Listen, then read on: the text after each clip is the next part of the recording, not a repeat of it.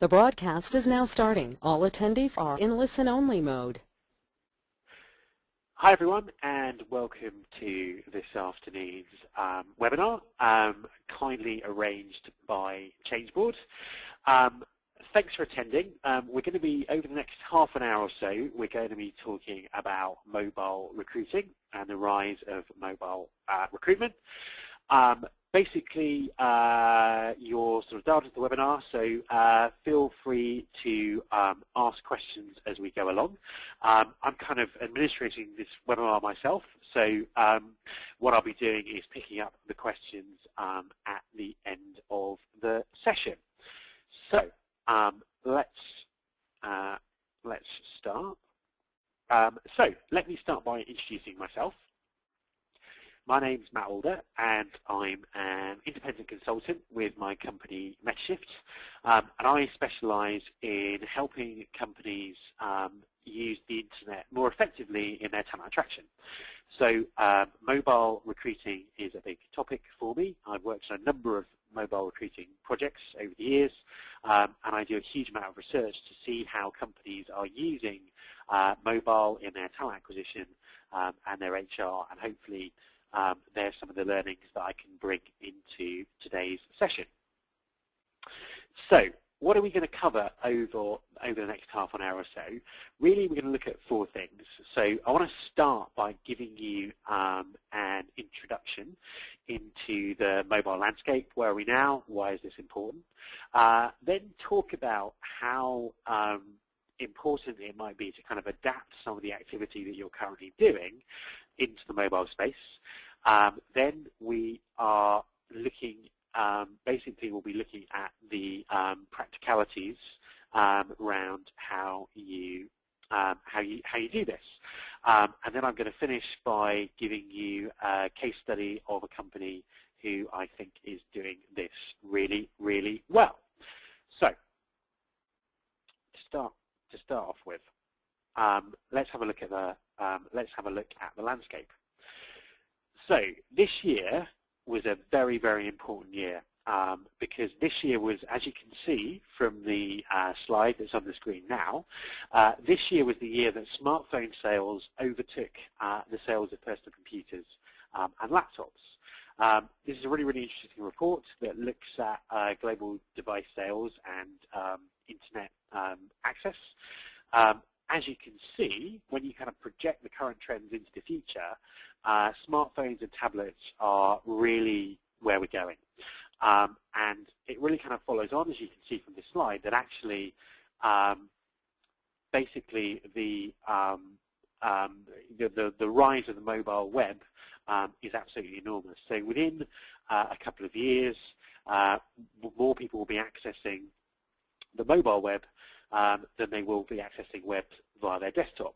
And in fact, in India, that's already happened. Mobile web is already bigger than the desktop internet.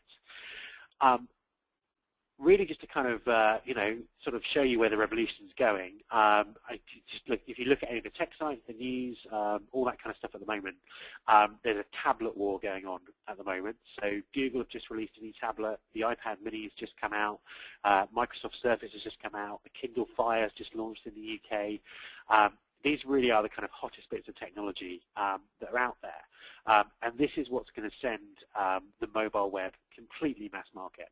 I know this because my mum bought an iPad this week, and my mum is the most technically deficient person I know. So that kind of really says that we're going into the we're going into the mass market with all of this. So basically, it's highly likely that your audience in the future and a high proportion of your audience currently will be accessing any talent acquisition or recruitment content that you have via the mobile web, and that's why this is kind of an incredibly important topic. One of the things that's worth pointing out when we talk about mobile web access is sometimes there's an assumption that people only look at the web on their mobile or on their tablet when they're on the move, when they're mobile. But actually, a huge proportion of mobile use is actually in the home. As you can see by the slide I've just flicked to, more than 2/3 of consumer mobile phone internet usage actually happens at home, and it happens when people are on, are on a broadband connection. So what's happening is it's actually changing the way that we consume information. The slide that's on the screen now is part of a report that Google did, looking at how people kind of interact with different forms of information. And really what we're seeing is a rise of something called dual screening. So if you think about how you might use your smartphone or tablet in the home, 77% of us are actually using these devices while we're watching television. So basically, media consumption takes place across a number of different devices, and it's important to realize that just because the phone is mobile, it doesn't necessarily mean that the person's mobile. So when we're thinking about people accessing recruitment information online, it may be that in their home, their preferred way of accessing the internet is from a mobile device. So you kind of see that this has huge implications for, for how you kind of plan your digital recruitment strategy or digital HR strategy. Really, to me, this is kind of the most exciting time, the most exciting change that's happened in technology and business for literally the sort of 10, 15 years since we got the internet. So I really think it's that important, and I think that over the coming months or years, mobile will be absolutely front and center of your strategy. Obviously, in the recruitment space, there's a huge amount of talk about social media at the moment, and lots of companies experimenting with Facebook and Twitter, huge amounts of employers getting success from using LinkedIn. Now, huge amounts of social media consumption happen on people's mobile phones. And I know of employers who actually, once they've got their mobile strategy sorted, they found the response and the ROI from their social media has increased dramatically. And in fact, one of the employers actually said to me that the biggest mistake they made with their social media strategy was not getting their mobile strategy sorted first. So think of all the, the tweets you might be doing, the Facebook updates, even the LinkedIn, some of the LinkedIn activity. It's likely that people are following the links and actually trying to view your recruitment site on their mobile phones. So this kind of stuff is already happening. So you kind of already have, a mobile recruitment presence, even if you haven't planned for it, and even if you don't know what it looks like. So what about recruitment? What's specifically happening in the recruitment space? On the screen now, and someone's asked about whether you'll get a copy of these slides. We'll send you a copy of these slides because there's some quite interesting data in there, and I haven't got time to necessarily share it all now. On the screen is a mobile survey that was done by a company called Educate in conjunction with another company called Reconverse this March. And basically they asked 32,000 people across all demographics a series of questions about mobile recruitment.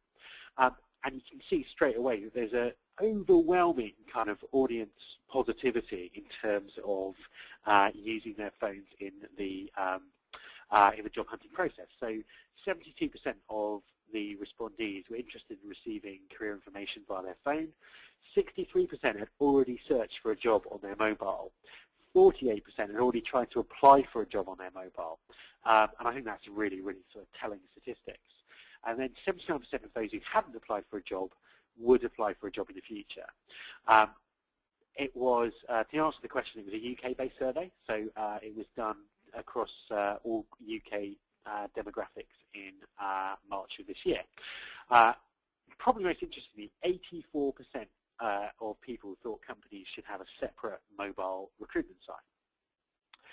And it's really interesting. When you look at the job boards are kind of already on board and already here with mobile. Very often when I'm sure you've attended webinars like these or presentations where people talk about the death of job boards and job boards job boards not keeping up with what's going on. But when it comes to mobile, actually, the job boards are really kind of there. So 16% of job sites traffic comes from mobile, 50% of Guardian Jobs' traffic comes from mobile, and these are figures that are literally doubling every year. So you can see that there's an appetite there. Also, if you're an employer who's advertising on job boards, it's worth kind of bearing in mind that obviously a lot of the traffic you get from job boards comes from jobs by email. And jobs by email tend to be read by people on their phones. So if they're clicking through to your site, again, if your site isn't ready for mobile visitors, you can actually effectively be wasting some of the money that you spend on job boards. So, from a recruitment perspective, your audience is already there, and your audience wants to receive information in this way. So this is kind of really the first time it's happened, the first time the audience has actually got ahead of the employers in terms of how they want to receive information, and that's why, coupled with the stats that I showed you at the beginning, that's why I feel this is such an important area. So, let's talk about adaptation. What are the key things when it comes to actually adapting your strategy to work in the mobile web? So, one of the biggest one of the most often asked questions when it comes to mobile strategy is: should I have a mobile optimized website, an M site, which I've put at the top of the slide there, or should I have an app? To me, it's completely the wrong question to ask. Basically, I believe that everyone should have a mobile optimized website because you already have traffic there. People are already trying to view your jobs, view your company information on that site. That's not to say you shouldn't have an app. Some companies are having success with iPhone apps and Android apps and all that sort of stuff. However, when you create an app, you have to think about, well, what is it that what purpose does it serve for the target audience? And you have to market separately because you have to get people to download it. And in my opinion, I'm not sure that apps are particularly good at the start of the talent acquisition process. It may be that apps are onboarding, or I've seen lots of companies use internal apps as part of their HR strategy or as part of their employee engagement strategy. I've seen them use them really, really well. Personally, I'm not convinced that mobile apps work particularly well for employers at the start of a talent acquisition process. However, it isn't M-site or app in terms of the argument. It's should I have a mobile site? Yes. Should I have an app? That's something we're thinking about, but it's not an either-or. It's certainly not an either-or situation. So at this point, I just want to take a quick poll from the audience because I want to see how many of you guys already have mobile sites. So basically, at this point now, you should be seeing a poll on your screen. Okay, so yep, everyone's voting. So if about half of you have voted so far. So if you keep voting, okay, nearly everyone's voted. Okay, I'm going to give you 5 more seconds, so the remaining 13% of you can vote. Okay, so let me. Okay, right. So we'll close the poll. We'll close the poll there, and let me just share the results with you. So there you'll see this is actually pretty typical of any kind of group that I survey. 18% of you have got a mobile site, which is fantastic. 73% of you don't have one, and 9% don't know. And we always get a proportion of don't knows because lots of companies haven't necessarily viewed their site on a mobile. If you are viewing your site on a mobile to see how it works, bear in mind that there are lots of different platforms and lots of different devices out there. And although iPhones probably get the most publicity, Android phones are actually the most popular. So I had a client I was working with the other week who had a brilliant mobile site that worked really well on an iPhone, but it didn't work at all on an Android phone. And that was kind of important because they were essentially alienating sort of quite a lot of their potential audience. Okay, so back to the PowerPoint. So that was quite useful. So in terms of how do you, look at your website, how do you kind of move forward with this sort of strategy? Really, I think there are three stages to go through. The first stage is to make sure that the site you have actually works. So understanding that things like Flash don't work on mobile phones, all those kind of things. I think the second stage is then to think about actually rebuilding your site so it works really well on mobiles. And then the third stage is to be behaviorally contextually specific.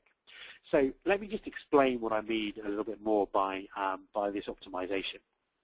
So the first thing, as I mentioned, is optimizing for the technology. So Flash doesn't work on iPhones, various Java applications don't work on BlackBerries. So having an understanding of what technology works on what phone is important because it may affect how your audience, your existing audience, can see your site. Technology is important. Also, probably the most important thing when it comes to optimization is understanding the medium. So as you can see from the picture, we tend to navigate mobile devices and use mobile devices with our thumbs. So what that effectively means is navigation needs to be very prominent, buttons need to be very big, call to action buttons need to be quite big. You need to imagine what it's like to try and get around your site using a thumb. So you can really go for this. So if there are buttons you really want people to press, you can kind of put them in the bottom corner so their thumbs can reach them more easily. So some really interesting stuff going on in kind of mobile marketing where marketeers are putting unsubscribe buttons in the top right-hand corner where people can't reach them with their thumbs. So really kind of important to sort of understand how people are actually using these phones. Also, as I mentioned, there are a number of different manufacturers and platforms and screen sizes, lots and lots of different things going on out there. So all of them work in a slightly different way. Android phones kind of present sites and have buttons, functional buttons in a different place to iPhones. So it's kind of important to sort of understand the difference between the major platforms. Also, tablets are really going to be incredibly important over the next sort of 12 months after the Christmas rush. And understanding how your site kind of works on a tablet and how people use it on a tablet is, again, very important. I mentioned being behaviorally and contextually specific. What I mean by that is once you've kind of gone through this kind of stage and you've got an optimized site, it's kind of worth thinking about, well, actually, are there features and functions of the phone that we could use? So I was talking to a retailer the other day who wanted to put some location-based stuff in their stores. So basically, anyone who went to their store with a phone could literally sort of scan a barcode in the store, and literally based on the GPS device in their phone, could be shown whether there are any jobs available in that particular shop. So once you get running with this, there's some really interesting things that you can do, that are very specific to where people are and what they're doing. I'm not going to go into that hugely at this point because most of you haven't even got to the kind of having an site stage, but be aware that once you've kind of started on this journey, there are loads of really interesting things you can do. And if you do recruit, geographically, like in the retail industry, for example, there might be some quite clever things that will improve your recruitment process. The biggest question with all of this is obviously about the application process. How could people possibly apply for a job on their mobile phone? Now, we saw on the survey that people actually want to. Also, I know of employers who, you can kind of get through their application form on a mobile, even though it isn't mobile optimized, and people actually do it. So people genuinely want to do this. Now, I think I'm a sort of strong believer that we should allow the audience to kind of apply for a job where and when where and when they want to. Obviously, there might be some debate around that, but I think that ultimately that's kind of where we're going. Also, I think if you kind of go out sort of 2 or 3 years into the future, there may well be people in lots of different professions who don't even own a laptop, who only actually access the internet through, through these kind of devices. So worth kind of bearing in mind. So some of the emerging methods of application that we're seeing, firstly and probably most obviously, is use of LinkedIn profile. So whether that's in most cases that's just leaving, using LinkedIn in I think. One employer I can think of actually uses LinkedIn as a sign-in process for their website. So you actually sign in with LinkedIn, so it picks up your data that way. Also, I've seen people leave sort of forms with spaces for people to sort of type in their LinkedIn profile so they can actually see who they are, so a slightly less sophisticated way of doing it. The second way is basically a cloud-based CV upload. So this is obviously the concept of having your CV pre-prepared and saved somewhere like Dropbox, Google Drive, Evernote, various emerging cloud services, and literally just kind of uploading it via your mobile and it parsing into the ATS. So it's pretty much like sending off your CV.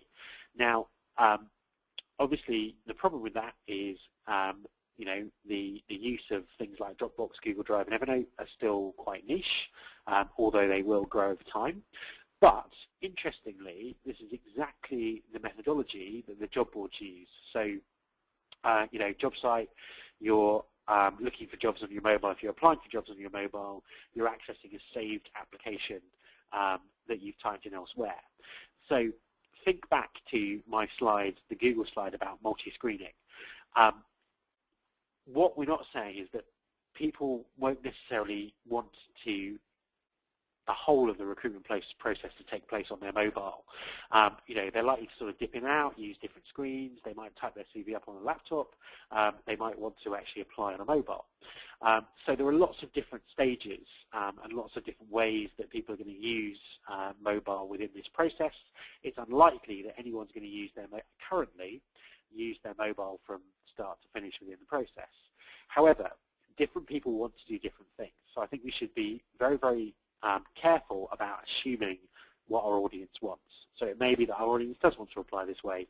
It may be that they don't. But I think they should be the ones making the choice. So cloud-based uploads. Obviously, the third one is ATS integration. Probably the most problematic. Technically, it's actually very, very easy. It's very easy technically to get jobs out of an ATS onto a mobile site. It's also very easy to put data into an ATS from a mobile site, pull out screening questions, all those kind of things. So the technology is very, very straightforward. The difficulty is most ATS providers aren't really interested in this level of integration. So the challenge is actually with the ATS providers themselves. So if you're in a position where you can put pressure on your ATS provider, technically this kind of mobile integration isn't actually very difficult. So just bear that in mind. As I say, I don't know of any ATS providers who make this easy, but if they try and bamboozle you with science and technology, technically it's actually not very difficult. Okay, so moving on. Now, the screenshot I have on the screen now is actually from a project that I'm working on at the moment. And this project really kind of underlines the fact that there doesn't have to be a one-size-fits-all approach to applications. So this particular company, looking for IT people, all they want is leads sent to their recruiters. So all they're using the mobile site as a way of generating interested candidates who their recruiters are then going to phone up, because they fill most of their positions by sourcing. So to make that process more kind of mobile enabled and more interesting and more useful, we added in this Rate Your Skills tick list. So basically it's still sending leads to the recruiters, but they're getting a sense of where these people's skills are. So they get this skill rating, they get their LinkedIn profile, they get their current employer, and they get their contact details. And for that client, that's enough to go on. So you don't always have to have a complex application process. It really depends on how you currently recruit for those roles. So again, well worth bearing in mind. Okay, I'm going to zoom through some practicalities and then look at a quick case study so we can sort of leave a little bit of time for questions. Things to think about, top line things to think about. Always think about calls to action and conversions on mobiles. People like to go through mobile websites much quicker than they go through desktop websites. So actually signposting where people can find jobs, where people can apply, where people can register for more information, where people can join your talent community are really, really interesting things to do. Text is really, really bad on a mobile website. In our industry, we seem to be addicted to having career sites with loads and loads of text.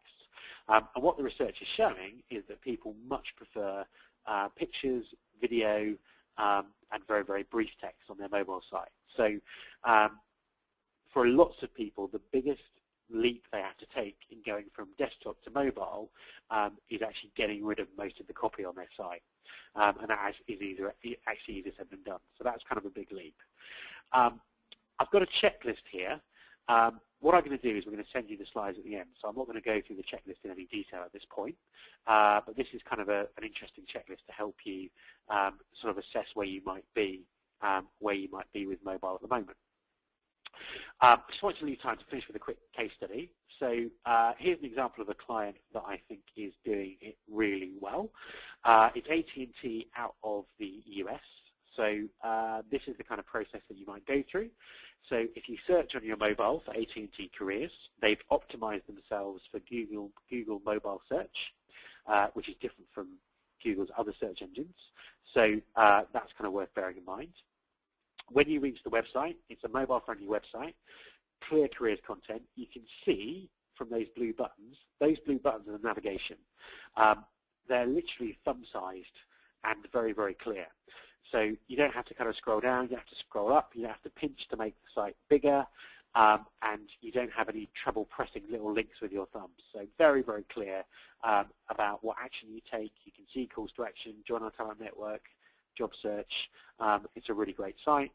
When you go to the job search, you can see that the job search has been designed for a mobile phone as well. So you've got drop-down menus, big go buttons, all this kind of stuff. So you know, really, really good example. I'm going to wind things up there because we're nearly out of time and I want to see if there are any questions.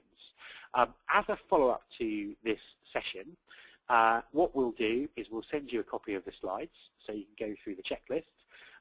I recently published a mobile recruiting white paper, and the white paper has huge amounts of more detail about the things that I've sort of given you an overview of. So it has checklists that you might want to go through yourself. And it also has checklists that you might want to use the procurement exercise or put your advertising agency through, or all those kind of things. That white paper is free. So in the follow-up email, we'll make sure that there's a link for you to download the white paper for free. If anyone's interested in kind of taking this further, sort of beyond the white paper, I'm also going to include details of my company's mobile readiness audit that helps people kind of assess where they need to go to from where they are to sort of embracing mobile recruitment. So that's me from all the talking part of the webinar. Are there any questions that I can answer at this stage? I'm just trying to see what questions we've already been asked. And my question interface is so small I can't actually read it.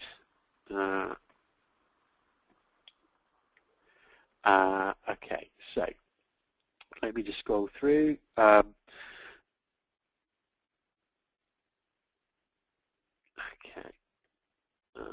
If you're creating an app, you have to create 2 different ones.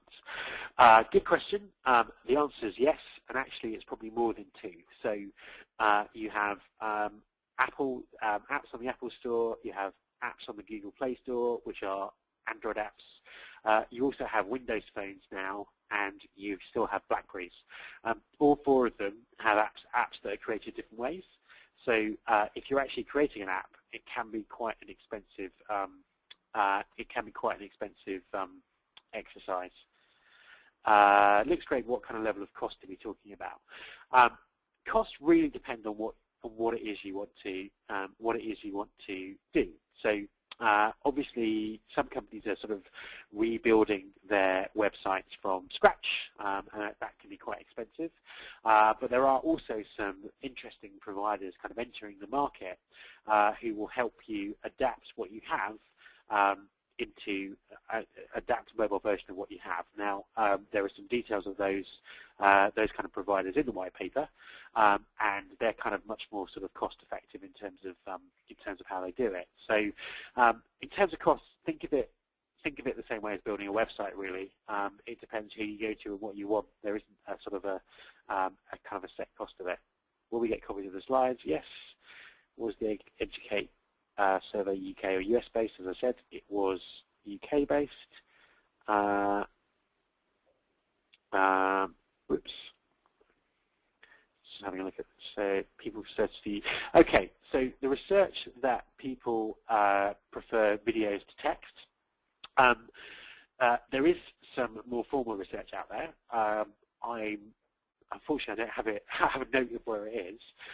I'm basing what I said on feedback from a conference that I attended, a couple of conferences I've attended, where employers who've already kind of embraced mobile and are building M sites have looked at the type of content that gets consumed. So I think it was specifically UPS, Sodexo in the US, and I think PepsiCo as well.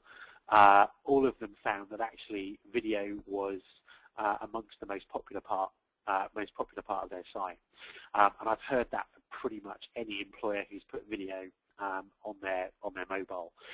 There will be some more formal research around it as well, which I will try and dig out and perhaps put in the next white paper. Okay, so we are pretty much out of time, and we've pretty much gone through all the questions. So thank you very much for attending. And as I say, there'll be some follow-up that comes to this, and I hope that I know Changeboard are going to be running a few more webinars in the future. So hopefully we can see you all again soon. So thank you very much for attending.